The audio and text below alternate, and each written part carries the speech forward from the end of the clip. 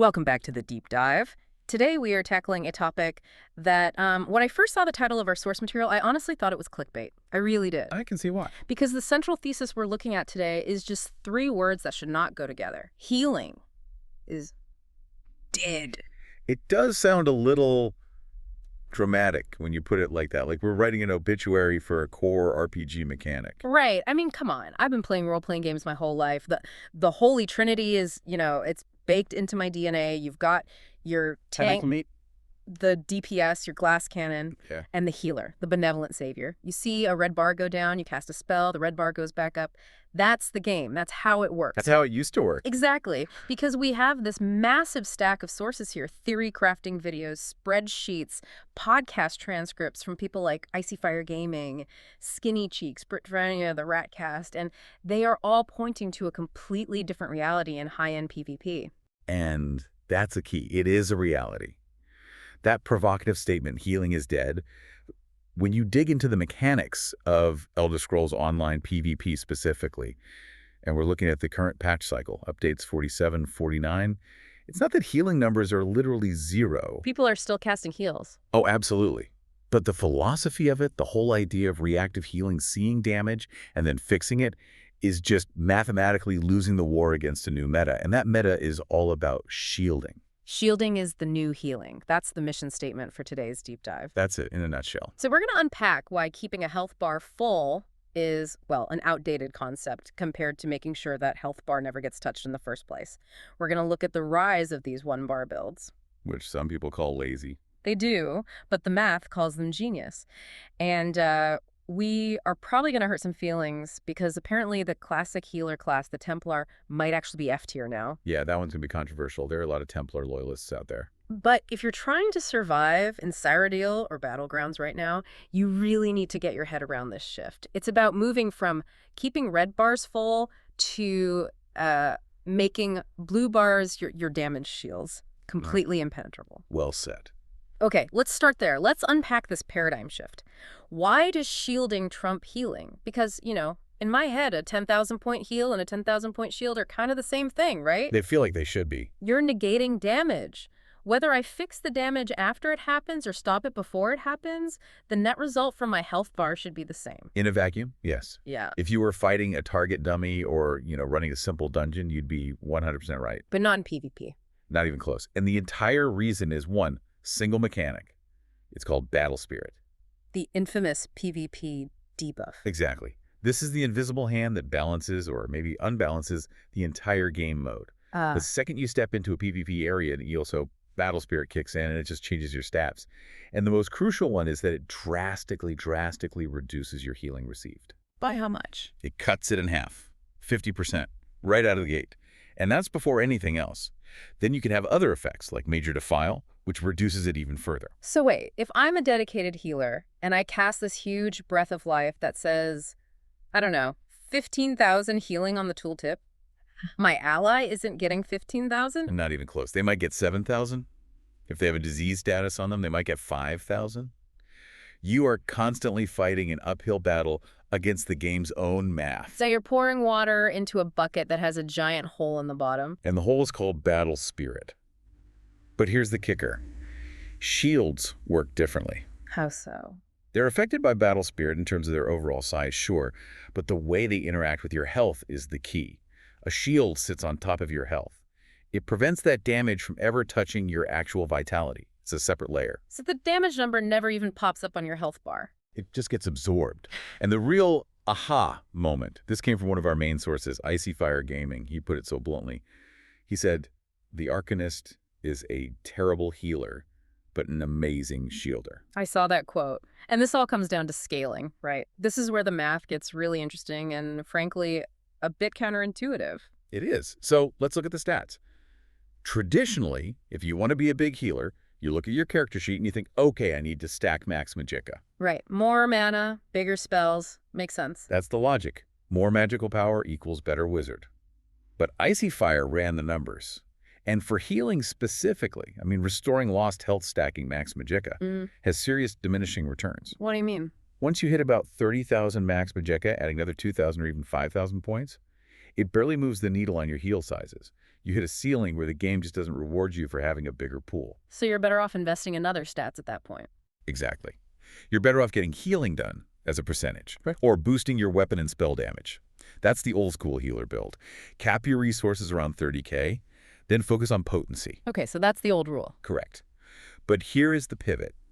Arcanist shields, and shields for certain builds in general, they scale directly and aggressively off your max magicka. There isn't that same diminishing return cliff. The graph doesn't flatten out? It just keeps going up. Yeah. So if you're building a shielder, you don't stop at 30k. You go to the moon. You go to the moon. You put on sets like Crafty Elfing. That's just raw magicka, right? No fancy procs or anything. It's just magicka, magicka, magicka. It's boring, but it's effective. You push that pool to 40,000, 50,000, some builds are even hitting 55,000, and all of a sudden, you're not casting a heal that gets cut in half by Bottle Spirit. You're casting a damage shield that covers your ally's entire health bar. You are literally doubling their effective hit points. That's the visual that stuck with me. You're giving your teammate a whole second health bar that the enemy has to chew through before they even start to hurt them. And that changes the fight psychologically, too. Think about the mindset.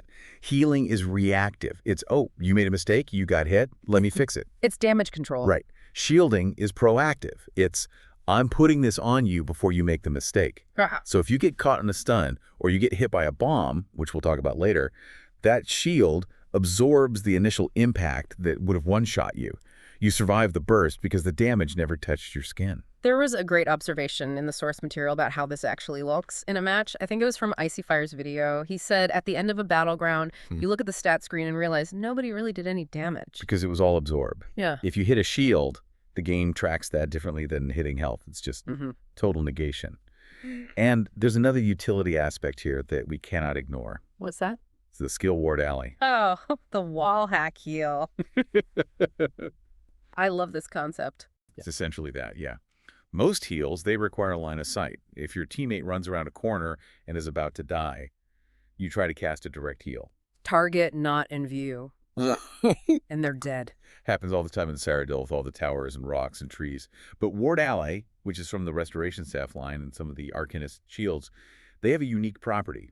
They don't always need line of sight in the same strict way. Specifically, Ward Alley has a 28-meter range, and it can apply through walls in a lot of situations. That is huge for survival. You can literally hide behind a pillar, completely safe from harm, and just keep shielding your tank, who is out in the open getting wailed on. That's the play. You become a battery of invincibility that the enemy can't even reach. So you've got better scaling, better protection against burst, and better safety for the caster. That's the trifecta. That's why the metric is shifting. The game mechanics just favor the blue bar over the red bar right now. Which brings us to the vehicle for all this shielding. I mean, we can't talk about the current state of PvP support without talking about the one-bar revolution. Oh, yeah. And specifically, the Oakensoul ring. The item that broke the mold. It changed everything. I remember when this mythic item came out, there was so much pushback. People were saying, it's for casuals, it's lazy, you're nerfing yourself by losing a back bar. I mean, losing access to half your skills sounds like a terrible trade-off for high-end play. On paper, it does. Why would you want 5 skills when you can have 10? But looking at the transcripts from the Ratcast and Brezinia's one-bar goddess build, yeah, this isn't about being lazy, is it? It's about something else entirely. It's about efficiency.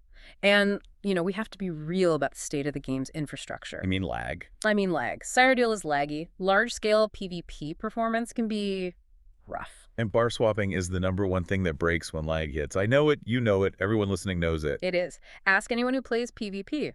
You press the button to swap to your defensive bar because you see the damage coming, the server doesn't register it, you stay on your front bar, and you die. It's infuriating. So by using Oakensoul and locking yourself to 1 bar, you're just removing that point of failure. You are physically removing user error and server error from the equation. It's a very pragmatic way to build. You're optimizing for the hardware limitations of the game itself. But it's what you get in return that makes it so powerful. In exchange for losing that second bar, Oakensoul turns you into what the sources call a stat monster. A stat powerhouse. What does that mean exactly? It means you get permanent major force, major brutality, major sorcery, major resolve. The list goes on and on. These are powerful buffs that a traditional 2-bar player has to work to maintain. Right, they have to cast skills every 20 seconds, rotate through their bars, keep their uptimes high. It's a whole metagame. Oakensoul just gives you 100% uptime on all of it. Passively, you never have to think about it again. I want to focus on minor heroism for a second. That's the one that generates ultimate points. Yes. 1 ultimate every 1.5 seconds. For a normal player, getting minor heroism usually means wearing a specific armor set or chugging potions constantly, which gets expensive. Oakensoul just gives it to you. For free.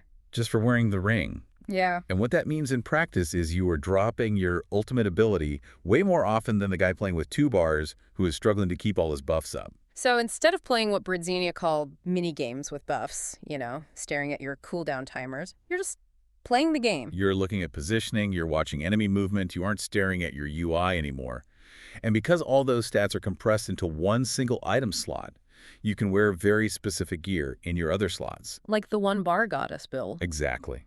These builds often pair Oakensoul with heavy armor sets like Pariah or Ethereal Ascension. So let me get this straight. You have 40,000 health, 30,000 resistances, permanent god tier buffs, and you're just spamming these massive shields and heals from 1 bar. You've created a tank healer hybrid. And this is a critical concept for anyone listening. In modern ESO PvP, a squishy healer is a dead healer. The enemy will identify you. They have add-ons that put a literal target over your head. A giant red X. If you are running around in light armor trying to be a traditional priest, you will evaporate instantly. But an Oakensoul healer in heavy armor, it takes multiple enemies to focus you down. You become this incredibly annoying bait tank that also happens to keep the entire team alive. It's fascinating how the quote-unquote lazy option actually becomes the optimal one when you factor in the messy reality of combat. But not all classes wear this ring equally well. Not at all. We need to talk about the winners and the losers, the new class hierarchy. And according to our sources, there is a very clear king of the current meta. The Arcanist, no question. The sources are unanimous here. I didn't see a single dissenting opinion. The Arcanist is the shielder. So what makes it so good? Is it just the stats we talked about? It's the synergy. The entire class is built for this from the ground up. It starts with a passive called Intricate Rune Forms. This innately reduces the cost of your shields and boosts their strength. It's just baked into the DNA of the class. They're designed to shield. And the skills themselves are built for it too. Chakram Shields was mentioned a lot. Chakram Shields is an incredible skill. It shields you and your allies, but it also creates Crux, which is the Arcanist's class resource. So a defensive skill is actually building your offensive resource. Yes. Usually defensive skills spend resources. This one builds your combo points. So you are literally getting stronger offensively by playing defensively. It's a perfect feedback loop. But the real game changer, and this came up in the Update 47 patch notes discussion from Skinny Cheeks, is Fate Carver. The beam. The big green laser beam. But wait a minute, Fate Carver is a damage skill. Yeah. Why are we talking about it in a support deep dive? Because in the current meta, for an Arcanist, Fate Carver is the answer to everything. Yes. Okay, so when you're channeling it, you get crowd control immunity. So you can't be stunned or knocked down. That's huge. It also gives you a massive damage shield while you're channeling. On top of that, it deals immense damage in a huge cone in front of you. It effectively acts as a zoning tool. If an Arcanist healer starts beaming, the enemy group has to respect it. They have to block or dodge or get out of the way. Which means they aren't doing damage to your team. Precisely. Yeah. It is offensive mitigation. You are suppressing the enemy's fire by becoming a massive threat yourself. It's the best defense as a good offense, personified in one skill. And there was this specific build mentioned, the Arcplardon. The Frankenstein build. That sounds like a monster. What is it? It is a bit of one. It's from Britnonia's theory crafting using the new scribing system. The core concept is just stacking as many different shields as possible. They use a set called Brands of the Imperium. That's the dungeon set, right? From White Gold Tower. Correct. When you take damage, you grant a shield to yourself and your nearby allies. It procs automatically. So imagine the layers here. Okay. You've got your Arcanist Chakram shields you're actively casting. Then, when you get hit, the Imperium shield procs on top of that, automatically. And then you have a scribe skill like Soul Burst that you can cast, which gives another shield. So the enemy has to peel through 3, maybe 4 separate layers of protection before they can even see your health bar? It is absolutely demoralizing for them. And that is the point. You exhaust the enemy's resources because they're just dumping all their damage into this bottomless pit of shields. Wow. Okay, so Arcanist is the undisputed king of shields. But the Warden, The sources were very, very aggressive about the Warden. One quote was, "You're still trolling if you're not a Warden healer." That is some strong language. It is. The Warden is the tanky powerhouse. Yeah. If the Arcanist is about magic-based shields, the Warden is all about pure, unadulterated, health-based survival. Yeah. And the key skill here is polar winds. This is the one that heals you and an ally at the same time. Yes, but the scaling is the secret sauce. It doesn't scale off your magicka or spell damage. It scales off your max health. Oh. So remember how we said traditional healers stop at 30k resources? A Warden healer laughs at that. They build 40,000, maybe 45,000 health. They're built like a main tank from a dungeon. So they're walking around with this massive health pool, which makes them inherently hard to kill. And that same health pool makes their heals bigger. It's a perfect double dip. Your survivability stat is also your main healing stat. And because Polar Wind scales off that massive health pool, it heals for an enormous amount. It's a burst heal that makes you and an ally functionally unkillable. And they have defensive passives too, right? They do. They have easy access to major resolve from Ice Fortress, and crucially, they get minor protection just for having an ice ability active. And minor protection is usually hard to get, isn't it? For other classes, yes. It's a flat 5% reduced damage taken. The Warden just has it. It's native to the class. This makes them incredibly durable.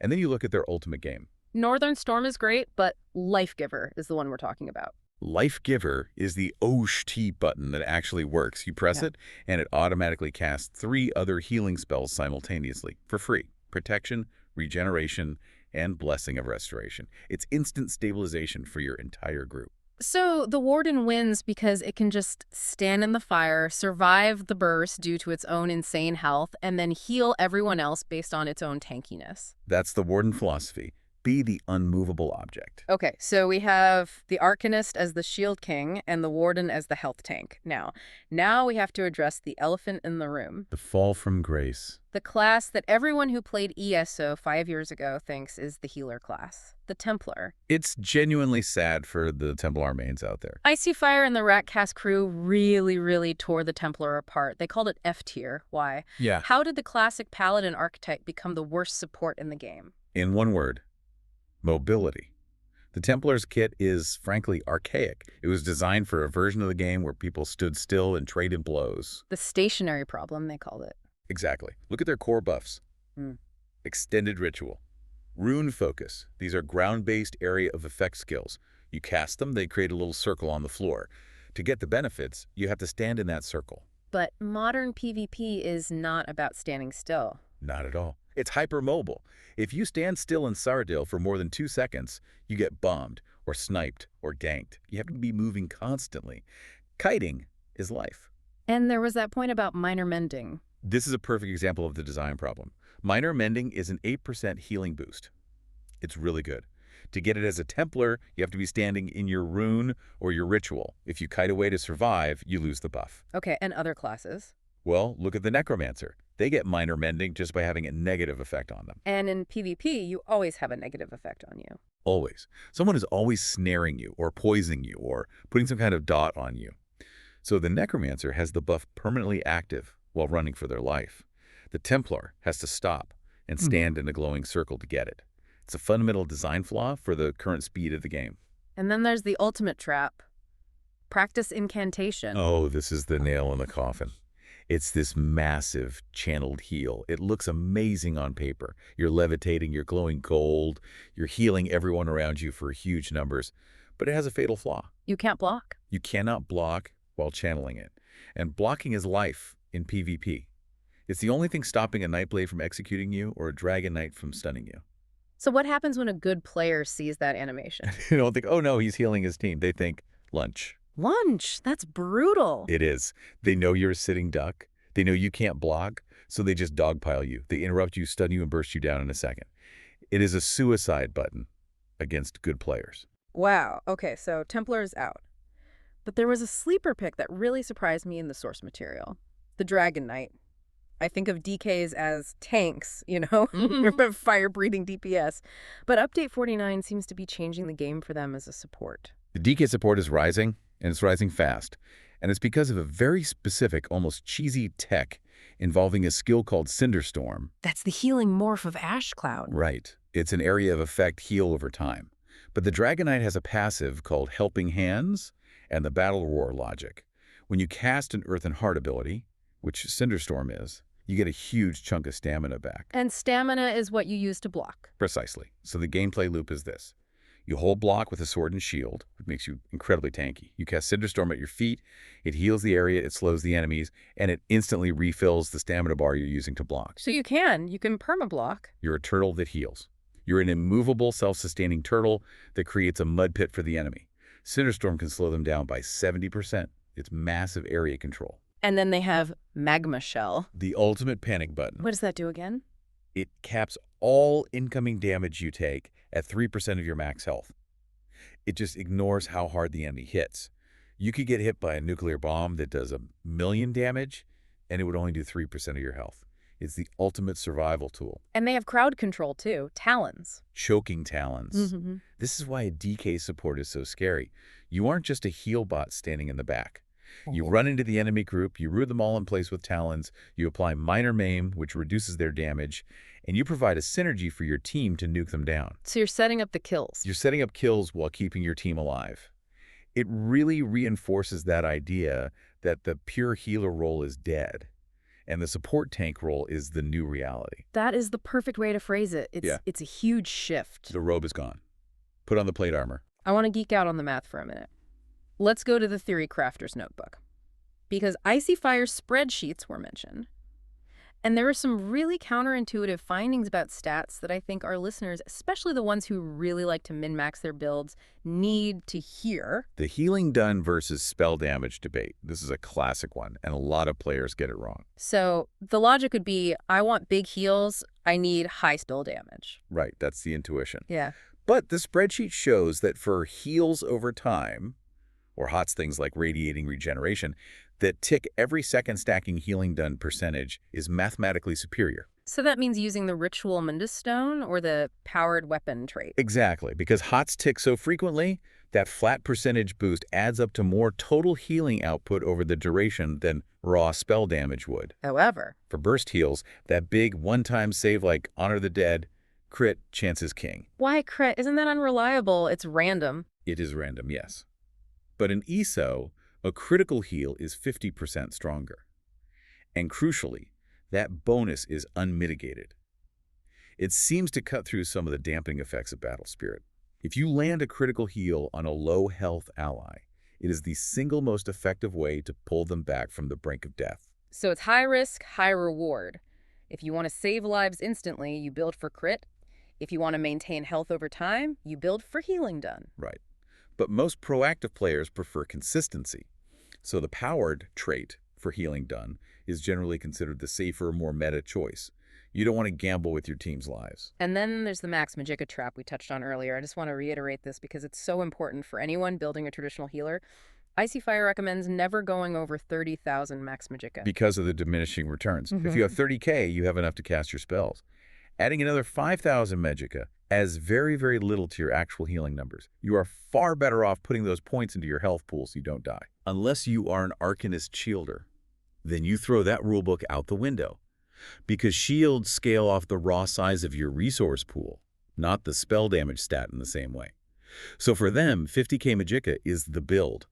It's what makes the shield so massive. It's like they're playing two completely different games depending on the class choice. It really is. And we have to mention armor.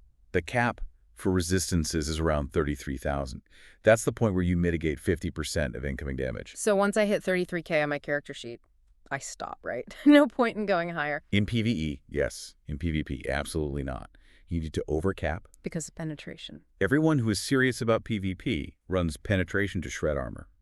If you're sitting exactly at the cap of 33K and an enemy with 10K penetration hits you, you are effectively fighting with only 23K armor. You are squishy again. So you need to build your defenses higher than the cap just to stay at the cap in a real fight? Exactly. You need to be at 40K plus resistance, so that after they penetrate your armor, you are still at the cap. It's an arms race. If they bring a bigger drill, you need a thicker wall. That makes so much sense. Okay, let's move to tactics. We've got the build, we got the math. How do we actually play? Update 47 introduced scribing. How is that changing the game for supports? It's allowing you to patch the holes in your class. It's incredible. We mentioned the Arc plugin earlier. That build works because you can take, say, a Templar class mastery script and put it on your Arcanist to get some of their utility without their weaknesses. Or you can create a skill like Soul Burst. That was mentioned in the sources. What is Soul Burst? It's a scribe skill that you can craft to provide a heal, a shield, and minor resolve, all in a single cast. It consolidates 3 global cooldowns into one button press. The efficiency is off the charts. And then there's positioning. Brett Uenya had this phrase that I loved. Turn and heal. It sounds so simple, but it's a real discipline. When you're running away, kiting an enemy, your instinct is to just look forward and run as fast as you can. Of course. But you can't heal what you can't see, for the most part. Turn and heal means you run, you jump, you spin your camera 180 degrees in the air, you cast an instant heal on the teammate who's trailing behind you, you land, and you keep running without missing a beat. That sounds high skill. It is. It's the difference between a good support player and a great one. And it pairs perfectly with tower play, using verticality. You run up the stairs of a keep tower, you break line of sight so the enemy snipers can't shoot you, but then you use those smart heals, like Ward Alley or Life Giver, that can punch through the walls and floors to keep your team alive down below. You're cheating the geometry of the map. I love it. It's all about being clever. Now, what about the bomb? We've all been there. You're in a group, feeling good, and then suddenly everyone just explodes. The ball group. Meta. Coordinated groups who dump all their ultimates at the same time. The #1 rule to survive this is don't stack. But healers always want to stack up to share buffs and heals? And that's how you die. That's the trap. Sets like Plague Break or Vicious Death are designed to punish stacking. If one person in a tight stack explodes, they damage everyone near them. If everyone is touching shoulders, it's a chain reaction. Pop, pop, pop, team wipe. So you have to spread out. You have to spread out, and you have to use shields. This brings us right back to the main thesis of this whole deep dive. A heal cannot stop a one-shot bomb. If you take 30,000 damage in 0.1 seconds, no heal in the game can save you. It's too late. But a shield can. A shield can dampen that impact. Huh. Brands of the Imperium is fantastic here. It puts a shield on everyone the moment you take damage. That shield might eat the first 10,000 damage of the bomb, which might prevent the vicious death proc from happening, and that stops the chain reaction. Shields stop the dominoes from falling. It's such a critical distinction. Heals fix the mess. Shields prevent the mess from becoming a catastrophe in the first place. That's it, right there. Okay, we're coming up on our last section here. The future. Update 49 and beyond. We touched on the DK, but there's some specific changes that the sources highlighted. Superheated Ward. Formerly known as Stonefist. This is a massive change. It's now a damage shield that scales off your max Marika or stamina, whichever is higher. It's giving the DK a dedicated on-demand shield for their allies. This solidifies their role as a premier support tank. And the change to Petrify. The stun. This is an interesting one for counterplay. It used to be an instant stun that ignored block. It was, frankly, uncounterable. Now it slows the target first and then stuns them a moment later. It gives the enemy a split second to react and dodge roll. So it's less oppressive. Less oppressive, but arguably more tactical. It forces the enemy to burn their stamina to dodge. If they don't, they still get stunned. It becomes a resource war, which is more engaging. One of the sources, I think it was from a discussion on Ratcast, raised a concern about homogenization, that all the classes are starting to feel the same. Yes, and it's a valid concern. With scribing and subclassing and everyone getting easier access to every buff, classes are losing some of their unique flavor.